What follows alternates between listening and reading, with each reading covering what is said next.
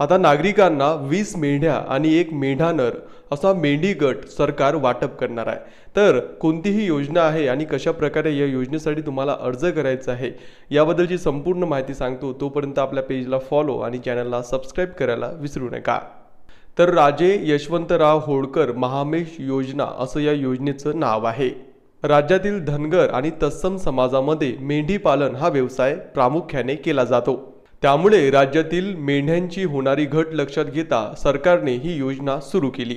या योजनेअंतर्गत लाभार्थ्यांना 20 मेंढ्या आणि एक मेंढानर असा मेंढी गट वाटप केला जातो। यामध्ये 75% अनुदान हे सरकार देतं, तर 25% अनुदान हे तुम्हाला तुमच्या खिशातून द्यावं लागतं। आता या योजनेसाठी अर्ज प्रक्रिया ही सुरू झाली। त्यामुळे कोण कोण या योजनेसाठी अर्ज करू शकतो, कशा प्रकारे तुम्हाला हा अर्ज करायचा आहे, अशी सगळी माहिती आपल्या व्हॉट्सॲप आणि टेलिग्राम ग्रुपवर उपलब्ध आहे।